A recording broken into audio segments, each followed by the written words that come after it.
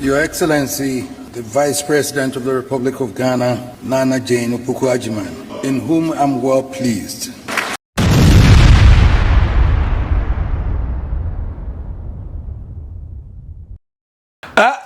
Minim Semenkwa na my shock, and also be a shocker.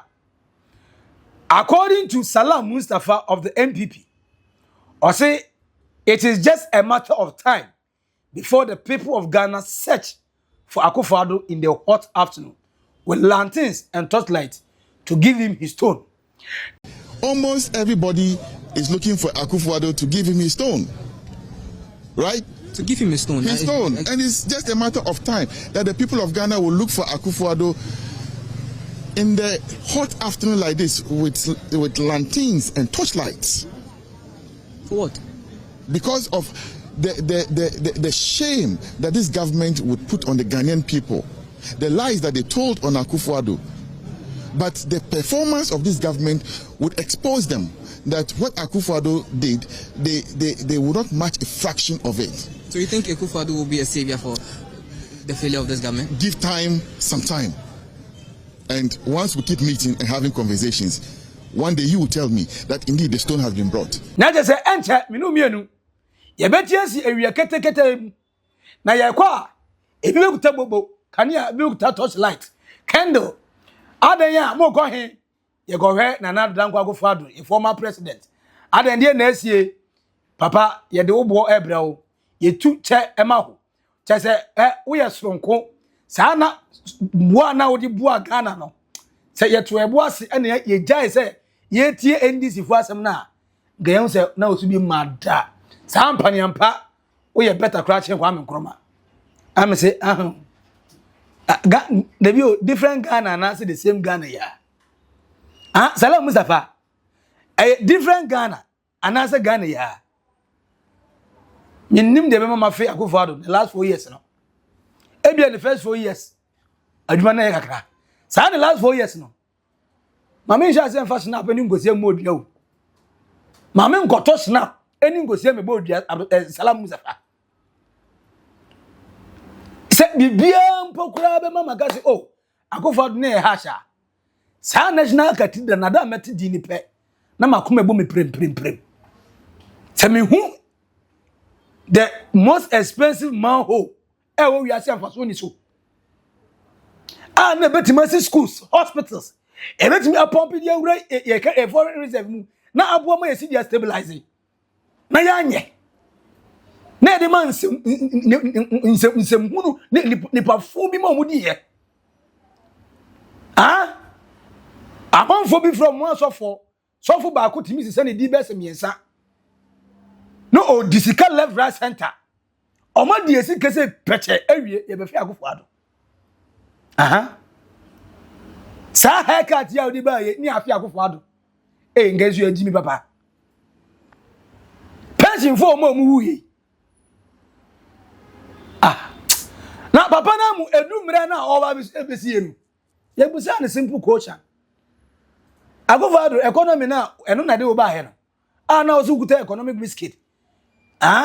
Economic Messiah so de enko ya nkwa ade na huntimi ni yenkwa yi o se aja wadane komseni me de memra so me ko na ni pa fro beba president fro beba no obeyi mo afri mo na nka kasemi vice president obe president enti oba aduma no obenya ne nsani nyina satan no nkwa betima tekini dishi choba be ni na o se president fro beba enso anye NDC na ye MPP ono several times na no go funfum ye obeka na nado ye verse say baumia ene be wini election na akobodo Muhammadi na chama untumi na akobodo Muhammadi na fe mo say dade ne so mo da bi eduru do Muhammad say ba edina na say conclusion Akufo-Addo na nim say na obi betima be economy ni ya na the incompetent John Dramani Mahama.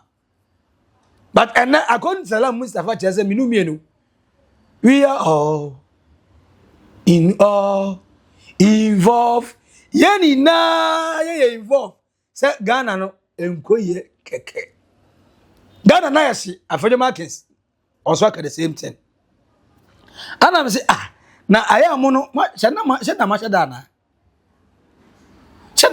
na e go free Dennis Mnakabuadia no I don't expect anything better the me expect ya no aka no I say under this NDC government Ghana is worse off I say Ghana as compared to 2022 2021 2023 2024 now me no you witness here no sa Ghana here ne see the 10 cities 60 pesos to the dollar no sa Ghana here ne fuel you turn 9 cities 99 pesos no or say go cap inflation up down inflation now money go do 54% or say a better class make keep inflation at 30% at 54% at 23% na Ghana ni betima to electricity obet manya light bill obet water bill obet ma ko school anazo betima fa car dey akwaduma am say ne kura ucheche mu say as a NDC for na sometimes me blame omo as a omo fi say bibia gentle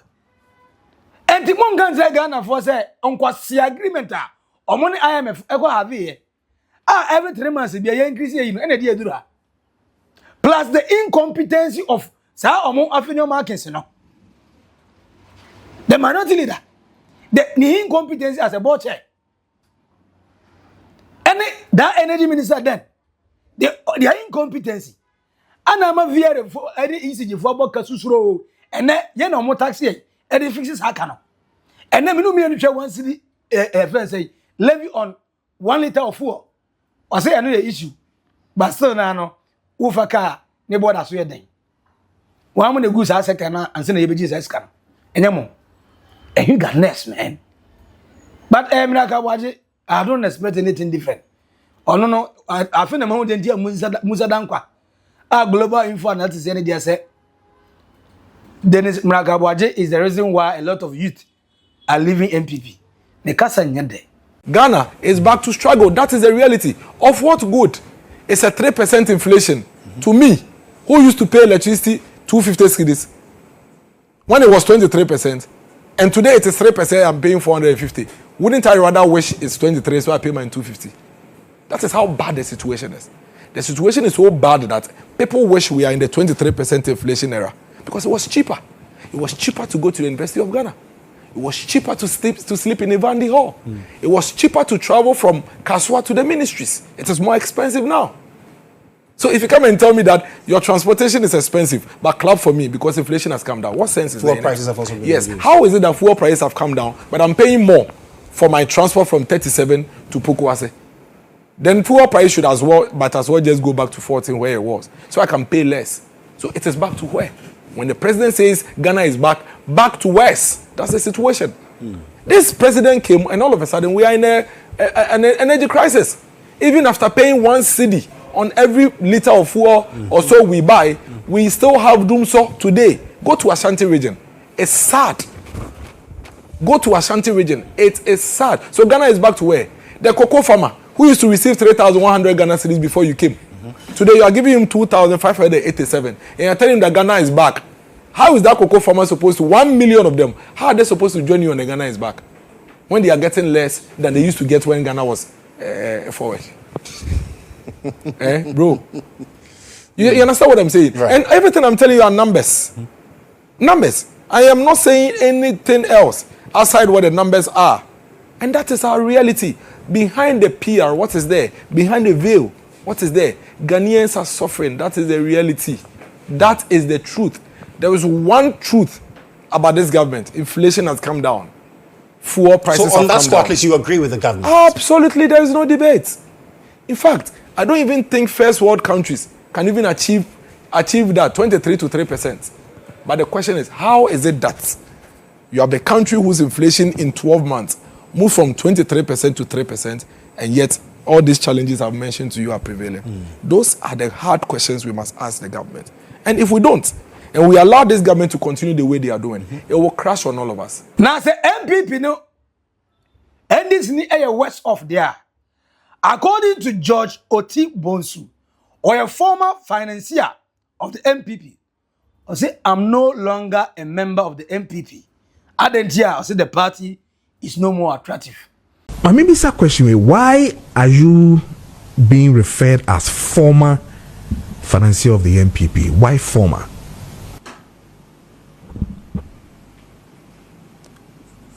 Medical achia echie phone na me de ebuo so ma Ghana phone na ansa na ba wo wasem no so That's it. because former MPP financier say oboa oyini butom ska ni nim de e de aboa party no da. It is a CIA for former. Not clearly where Jai party na answer there. Oh, Sammy, I may not hear there. Menka MPP who be. Doc, I don't know what MPP who be. Say the year when I say, I know we are in your fire.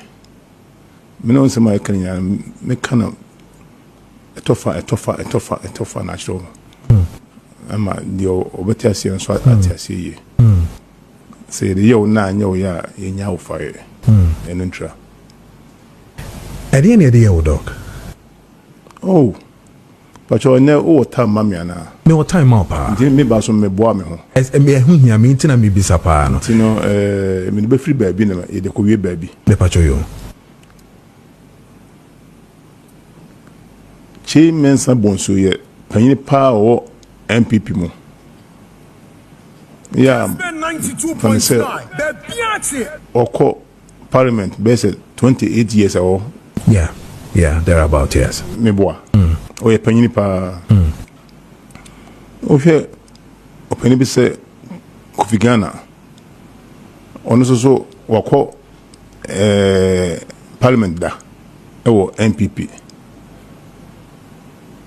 Na wo hwe sa mpanyimfo mienu na wo hwe omo nsem omoka ene nema omo de ba bonten ase wo hwe sa mpanyimfo wo ina se party ne be yo kono a na wo de ontumi no nya aka ho ase wo de omo nya aka ho wi na se party ne be yo kono a over to you na se party ne so enye okono de a se obi de se chi mensa bonsu betimi aba bonten abeka nsem bi afa me ho na on ko hwehwe nsem nim na se all kan nsem na what do your politics eno ntina me no mi no yeti ha summary senko bi okọ parliament for 28 good years ya wo animonyam o parliament a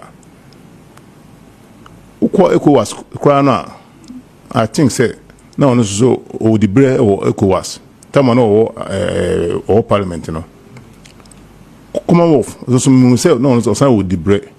Now here say the bread ekrakra ni na say or the same be babonten. Na say bia wan nwene asem no ho na obeka say politics or ka atia obi a. I don't think say right. Enu nti na me no mi no yetia me be yi ni nsem a wa ka na bonten a mu say enye ne kro bia no ya o the same di no. Clearly, and internet can maybe bisa. That was my next question to you. Say, edi pana sebi wadama. Aye, right chambers abusu akenti ayen to me find che na yen twa party ne so na mumuno ubi fi party nim. So ukase yen twa party ne so a bajo o MPP ni ana. Da be me MPP. Ba ukase yen twa so that o do ho kan wo bi.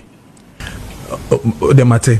But mon twaso na mon party no enko me point to say say yen twaso no na je chimen se bo so na small say o dem make sa nti o na fan nti no o yu fi mu a na je me me I would the chimen sa ha na so fa no nka ho yen twaso dia na o kan ho bi but say and the only chimen sa na nya it va minti di ntia abanesa me hear that the album we e buy e pacho yo na nka wotme ayi ama amansan nyina hu se Paya oti ha woni mi ka sei me be chairman sambozo yo for dia na waya ma MPP da na se wo hwede ma ya ma MPP na mempe minister mempe MP na mitimi bo am ko du pempe so bisa na wo hwe kasa me de koma e ko Jubilee House ya me nam de boa MPPs e ko bia no I say, ti opani umpe MP umpe minister na die na unya sika ade na mfa nkoma sebi o abontusufo mo fa ento aduane ni na me boa MPP and say ohwe said the enema no esi kofa wi a wonka say obeya no say Mr. Chairman Sabonsu ye obi a say o wonka ye na say oba bonten be kame ho asem na say sabio o dis say wo kan sa asem no a o say wan ko ni ye wan kan ye Jubilee House okay intino hwe Jubilee House kasa si egu anim ho nyina no asisi tintin nyina e meme kasa na eboa MPPs bibia omko bia eye kasa wa wo donate ma eye party no so mo fa nya adwuma omo fa nya adwuma ma party no o de call Jubilee House of course okay and Muslim for carpet Jeremiah and sanema nyina beba nyina no me misika nko an ne de sanema nyina obusa adwura bamba yeah bamba opa friend ne busa ne say when so na sene ewo adwura segedimase ho bamba no so oni yes we hu bamba yeah me bamba pa odo na me wo ma wo mo ene adwuma na me wo na me boa wo mo na say papa nya hwia wiase so bone so enya hwe papa nya hwia bone nya hwe sa tunda wo si ekodi o chi mensa bonsu ho eno sa tunda we yeah there be hu sisi yes sa kana ni di MPP anim nya na media wow nti we no last year president okọ tachimai yeah last campaign na stop campaign no dru swame na light off me ka we na president edikasae ma chairman sabonsu na chairman sabonsu bitina bonten ka me ho asem bia that is opinion no onimi de oka party na enche Ghana for eba go fe na do ni akoso kanea ne torch light ne candle agwo na nado no party na enne Ghana is worse off inti enya MPP na esa de baba back no sa party na ne finance ya ayi ni wafre party no sa party kro na ho na nsema o ka kire mo no yampo after say na year Professor Frimpong Boati you can see I spell because or see this current MPP is fake mena me kai mena me kai and this is one be kai mo party for ni bia na e ka se mo the current MPP is fake in this fake na do na leader no ana sa na do no ye ba be fe no Ghana for na yesusu de bia ho and a short memory ampa omo kan yo moa se ampa pa se ebire bedru ebi e do bit my west than another ebi Baumia apart from Baumia because he was the second vice the second president on an vice on the economy nation nsa ana odwirigu yi ono nko na ne mpenso se koyi a Baumia ankoyi a onimu hwe apart from mono on the koyi e-gate na e-gate ono ade Ghana ka chi mu amie nti only why is it na mama yehu se ono anga so obefa bre which I doubt say 2028 Ghana for already yadi gan for MPP that I go for na ba no but minim baby omo de omo hu omo de omo say MPP no Ghana na ewu mu no tan keke now okay say abra MPP na na dan gwa fado oni Dr. Alhaji Mahmoud Bawumia ati akunya so na Otumfour Said to the second opim so ese Conference Teaching Hospital emergency ebuani o kan o manye edu say okay in the businessmen amwa moma ye ntowa na ye fankoye na MPP foi omunya madne mfi muduku na omabo ye nya o life mom omu ye ya MPP for ekoye donation of 2 million Ghana cedis the party in power ekoye donation on a national hospital say ye fankoye ni yemisi clap for MPP what now guess where if on a hospital in say omu World Bank omu Stronghold Ashanti region Kumasi em say mon respect Kumasi for crowd mon respect Ashanti for crowd inti bio adai na ena Otumfour Said to the second na nuam or say in whom I'm well pleased. Your Excellency, the Vice President of the Republic of Ghana, Nana Jane Opuku-Agyeman, in whom I'm well pleased.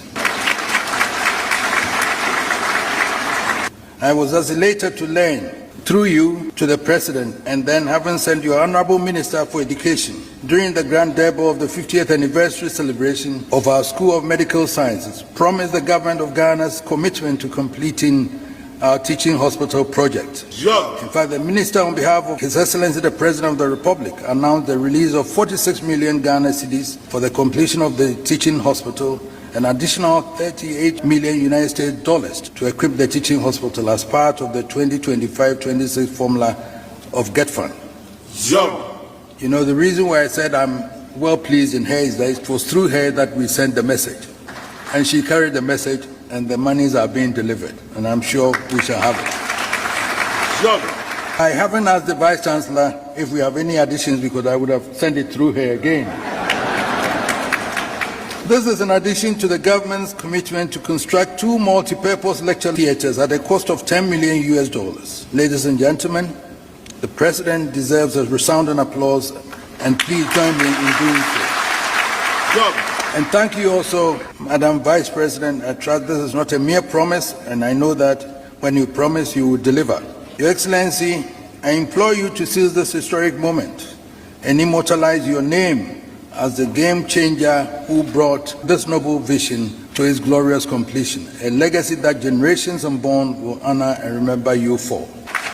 Wait a message no all can abra Osuma, the member of parliament, say for message koma the Vice President Jenna Opuku-Agyeman, Her Excellency. Say hey gachira boss na de na moyeza ye teaching hospital yesi we so esi de nema gugum na na kura mumfi me me dia ne mo o se o kan ye no ampani ampa odia sempa na bo 24-hour economy.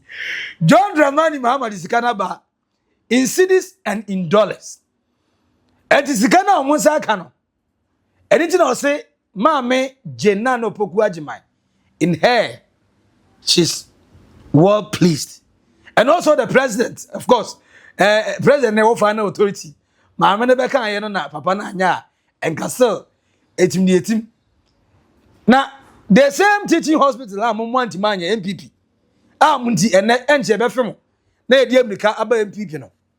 And opim so most of the voters omoto abama mutimi to 80%, 90%. Edema MPP no. Omu nine hene. The wise king himself and the President John Dramani Mahama and the vice no. The wise king himself. Otumfour Said to ono de o say ye.